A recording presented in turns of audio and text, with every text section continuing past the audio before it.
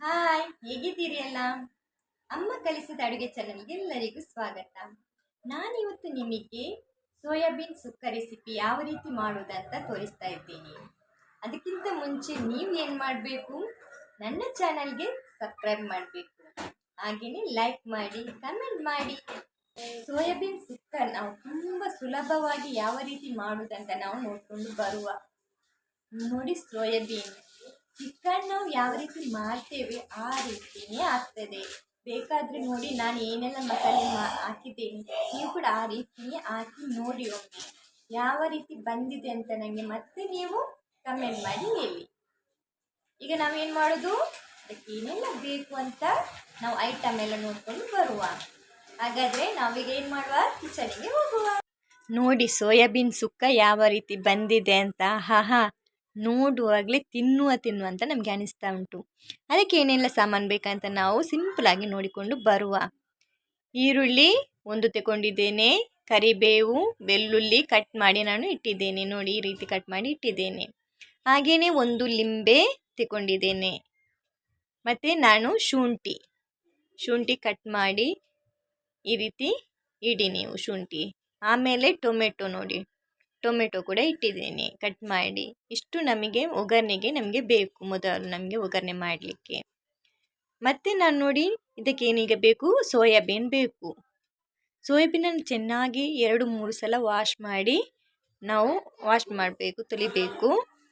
ಅದನ್ನು ಮಾತ್ರ ಈ ರೀತಿ ಅದರ ನೀರು ಹೋಗಬೇಕು.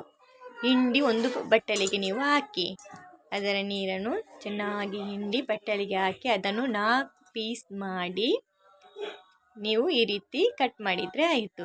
ನಾನು ಒಂದು ಸೋಯಾಬೀನನ್ನು 4 ಪೀಸ್ ಮಾಡಿ ಇಟ್ಟಿದ್ದೇನೆ. ಈಗ ನಾನೊಂದು ಬಣಲೆ ಇಟ್ಟಿದ್ದೇನೆ. ಅದಕ್ಕೆ ಸ್ವಲ್ಪ ಎಣ್ಣೆ ಹಾಕಿ ಮೆಣಸು ಮೊದಲು ನಾನು ಬಿಸಿ ಮಾಡ್ತಾ ಇದ್ದೇನೆ. ಮೆಣಸನ್ನು ನಾವು ಮೊದಲು ಬಿಸಿ ಮಾಡಿಕೊಂಡು ಬರಬೇಕು. ಚೆನ್ನಾಗಿ ಸ್ವಲ್ಪ ಫ್ರೈ ಆಗಲಿ ಮೆಣಸು. ಆಮೇಲೆ ನಾನು ಇದಕ್ಕೆ ಸ್ವಲ್ಪ ಜೀರಿಗೆ ಸೇರಿಸ್ತಾ ಇದ್ದೀನಿ. ನೋಡಿ, ಜೀರಿಗೆ ಸ್ವಲ್ಪ ಸೇರಿಸ್ತಾ ಇದ್ದೀನಿ. ಇದನ್ನು ಕೂಡ ಬಿಸಿ ಮಾಡಬೇಕು. ಜೀರಿಗೆ ಆದಮೇಲೆ ನಾವು ಅದಕ್ಕೆ ಕೊತ್ತಂಬರಿ ಬೀಜ ಹಾಕಿ ಸ್ವಲ್ಪ ಹೊತ್ತು ಫ್ರೈ ಮಾಡಿ ಅದನ್ನು ತಣ್ಣಗಾಗಲಿಕ್ಕೆ ಬಿಡಿ. ಈಗ ನಾನು ಒಂದು ಕಡಾಯಿ ಇಟ್ಟಿದ್ದೇನೆ, ಗ್ಯಾಸ್ ಒತ್ತಿಸಿ ಕಡಾಯಿ ಇಟ್ಟಿದ್ದೇನೆ. ಅದಕ್ಕೆ ಎಣ್ಣೆ ಕೂಡ ಹಾಕಿದ್ದೇನೆ. ಈಗ ನಾವು ಮೊದಲು ಒಗ್ಗರಣೆಗೆ ಈರುಳ್ಳಿಯನ್ನು ಹಾಕಬೇಕು. ಈರುಳ್ಳಿ ಚೆನ್ನಾಗಿ ಫ್ರೈ ಆಗಬೇಕು, ನಮ್ಮದು ಎಣ್ಣೆಯಲ್ಲಿ ಚೆನ್ನಾಗಿ ಫ್ರೈ ಆಗಬೇಕು. ಆಮೇಲೆ ನಾನು ಬೆಳ್ಳುಳ್ಳಿ ಹಾಕಿ ಫ್ರೈ ಮಾಡ್ತಾ ಇದ್ದೇನೆ. ನೋಡಿ, ಬೆಳ್ಳುಳ್ಳಿ ಹಾಕಿದ್ದೀನಿ. ಬೆಳ್ಳುಳ್ಳಿ ಹಾಕಿ ಫ್ರೈ ಮಾಡಿ ಸ್ವಲ್ಪ ಹೊತ್ತು ಮಾಡಬೇಕು. ಅದು ಕೆಂಪು ಬಣ್ಣಕ್ಕೆ ಸ್ವಲ್ಪ ಬರಬೇಕು ನಮ್ಮದು ಈರುಳ್ಳಿ. ಆಮೇಲೆ ನಾನು ಇದಕ್ಕೆ ಶುಂಠಿ ಆ್ಯಡ್ ಮಾಡ್ತಾ ಇದ್ದೇನೆ. ನೋಡಿ, ಶುಂಠಿ ಹಾಕಿದ್ರಿ. ಆಮೇಲೆ ನಾನು ಇದಕ್ಕೆ ಕರಿಬೇವು ಹಾಕಬೇಕು. ನೋಡಿ,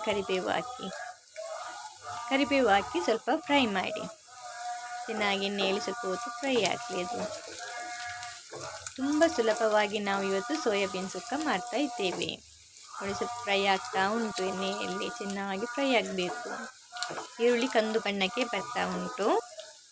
ನೋಡಿ, ಚೆನ್ನಾಗಿ ಕೈ ಆಡಿಸ್ತಾ ಫ್ರೈ ಮಾಡ್ತಾ ಇರಿ.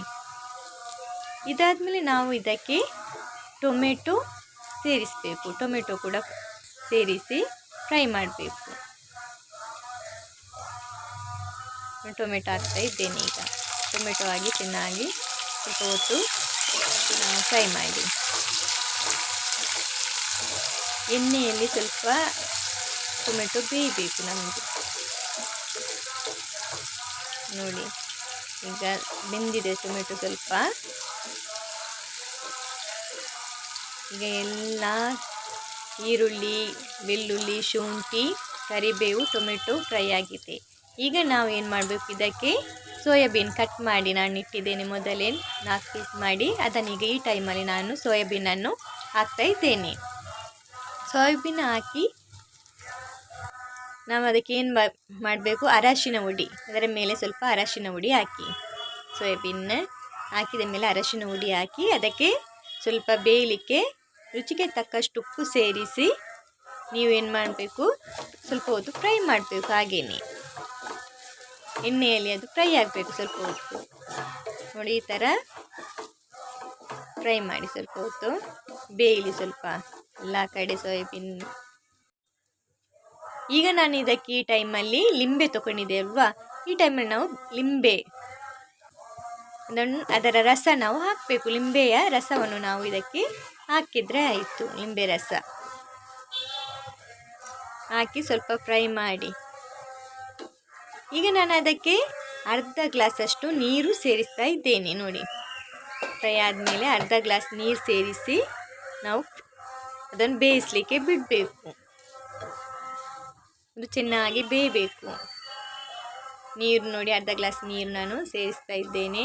ಸೇರಿಸಿ ನಾವು ಅದನ್ನು ಬೇಯಲಿಕ್ಕೆ ಬಿಡಬೇಕು. ನಾನೀಗ ಮುಚ್ಚಲಾಕಿ ಬೇಯಿಸಲಿಕ್ಕೆ ಬಿಡ್ತೇನೆ. ಸ್ವಲ್ಪ ಹೊತ್ತು ಬೇಯಬೇಕು. ಈಗ ನಾವು ಮಸಾಲೆ ರೆಡಿ ಮಾಡಿಟ್ಟಿದ್ದೇವೆ. ಅದನ್ನು ನಾನೀಗ ಮಿಕ್ಸಿ ಜಾರಿಗೆ ಹಾಕಿ ಇದನ್ನು ಹುಡಿ ಮಾಡಿಕೊಂಡು ಬರಬೇಕು. ನಾವು ಚೆನ್ನಾಗಿ ಹುಡಿ ಮಾಡಬೇಕು. ನೋಡಿ, ಈ ರೀತಿ ನಮ್ಮದು ಹುಡಿ ಆಗಬೇಕು. ಮಸಾಲೆ ಈ ರೀತಿ ಬರಬೇಕು. ಹುಡಿ ಆಗಿದೆ. ಈಗ ನಾವು ಹೇಗಾಗಿದೆ ಅಂತ ಬೆಂದಿದ್ವಾ ಎಂತ ಅಂತ ನೋಡಿಕೊಂಡು ಬರುವ. ಸೋಯಾಬೀನ್ ನೋಡಿ ಸ್ವಲ್ಪ ಬೆಂದಿದೆ. ಆಗ ನಾವು ಈ ಟೈಮಲ್ಲಿ ಈ ಮಸಾಲೆಯನ್ನು ಅದರ ಮೇಲೆ ಹಾಕಿ ಈ ಮಸಾಲೆಯಲ್ಲಿ ಅದು ಸ್ವಲ್ಪ ಹೊತ್ತು ಬೇಯಬೇಕು. ಸೋಯಾಬೀನ್ ಚೆನ್ನಾಗಿ ಬೇಯಬೇಕು. ಮಸಾಲೆ ಕೂಡ ಅದಕ್ಕೆ ಹಿಡಿಬೇಕು. ಸೋಯಾಬೀನಿಗೆ ಸ್ವಲ್ಪ ಹೊತ್ತು ನೀವು ಈ ಥರನೇ ಕೈ ಆಡಿಸ್ತಾ ಇರಿ, ಮಗುಚ್ತಾ ಇರಬೇಕು.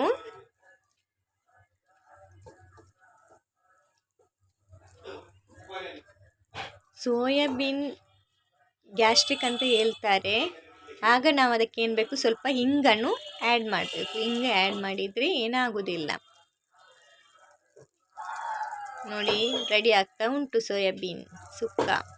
ಈಗ ಇದು ಸ್ವಲ್ಪ ಹೊತ್ತು ಈ ಮಸಾಲೆಯಲ್ಲಿ ಬೇಯಲಿ, ಅದನ್ನು ನಾವು ಮುಚ್ಚಿಡುವ. ಈಗ ನೋಡಿ, ಬೆಂದಿದೆ. ಅದು ಹೇಗೆ ಬಂದಿದೆ ನೋಡಿ, ಸೋಯಾಬೀನ್ ಚೆನ್ನಾಗಿ ಕುದೀತಾ ಉಂಟು. ನೋಡಿ, ನಾನೀಗ ಇದಕ್ಕೇನು ಸೇರಿಸಿದ್ದೇನೆ ನೋಡಿ. ನಾನು ಈ ಟೈಮಲ್ಲಿ ಹಿಂಗೆ ಸೇರಿಸಿ ಅದನ್ನು ಮಗಿಸ್ತಾ ಇದ್ದೇನೆ. ನೋಡಿ, ಈ ಟೈಮಲ್ಲಿ ನಿಮ್ಮ ಉಪ್ಪು ಹೇಗಿದೆ ಅಂತ ಒಮ್ಮೆ ಚೆಕ್ ಮಾಡಿ. ಕಮ್ಮಿ ಇದ್ದರೆ ಉಪ್ಪನ್ನು ಈ ಟೈಮಲ್ಲಿ ಹಾಕಿದರೆ ಆಯಿತು. ಕಮ್ಮಿ ಇದ್ದರೆ ನೀವು ಕೂಡ ಮನೆಯಲ್ಲಿ ಈ ಥರ ಮಾಡಿ ಹೇಗಿದೆ ಅಂತ, ಟೇಸ್ಟ್ ಹೇಗಿದೆ ಅಂತ ನನಗೆ ಒಮ್ಮೆ ಕಮೆಂಟ್ ಮಾಡಿ ಹೇಳಿ. ಸ್ವಲ್ಪ ಹೊತ್ತು ಹೀಗೇನೆ ಮಾಡ್ತಾ ಇರಿ. ಈಗ ನಾನು ಇದಕ್ಕೆ ಸುಕ್ಕ ಮಾಡೋದು, ಅದಕ್ಕೆ ನಾನು ತೆಂಗಿನ ತುರಿ ತಗೊಂಡು ನೋಡಿ. ಇದು ತೆಂಗಿನ ತುರಿ. ಇದನ್ನು ನಾನು ಏನು ಫ್ರೈ ಎಲ್ಲ ಮಾಡಲಿಲ್ಲ. ಸ್ವಲ್ಪ ಹೊತ್ತು ಫ್ರೈ ಏನು ಮಾಡಲಿಲ್ಲ, ಹಾಗೇನೆ ನಾನು ಹಾಕ್ತಾ ಇದ್ದೇನೆ. ತೆಂಗಿನ ತುರಿಯನ್ನು ಹಾಗೇನೆ ಅದರ ಮೇಲೆ ಹಾಕಿದರೆ ಆಯಿತು.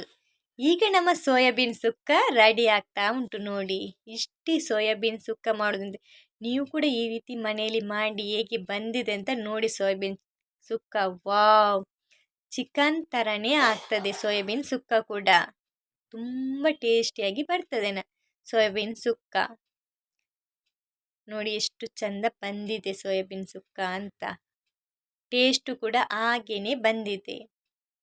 ಉಪ್ಪು ಖಾರ ಎಲ್ಲ ಚೆನ್ನಾಗಿ ಇಡ್ತಿದೆ. ನೋಡಿದ್ರಲ್ವಾ ನಮ್ಮ ಸೋಯಾಬೀನ್ ಸುಕ್ಕ ಹೇಗೆ ಬಂದಿದೆ ಅಂತ. ನೀವು ಕೂಡ ಈ ರೀತಿ ಮನೆಯಲ್ಲಿ ಮಾಡಿ ತಿಂದು ಹೇಗಿದೆ ಅಂತ ನನಗೆ ಕಮೆಂಟ್ ಮಾಡಿ. ನಾನು ಇನ್ನೊಂದು ರೆಸಿಪಿ ಜೊತೆ ನಿಮ್ಮ ಜೊತೆ ಬರ್ತಾ ಇದ್ದೀನಿ. ಅಲ್ಲಿಗೆ ತನಕ ಬಾಯ್. ಥ್ಯಾಂಕ್ ಯು ಎಲ್ಲರಿಗೂ.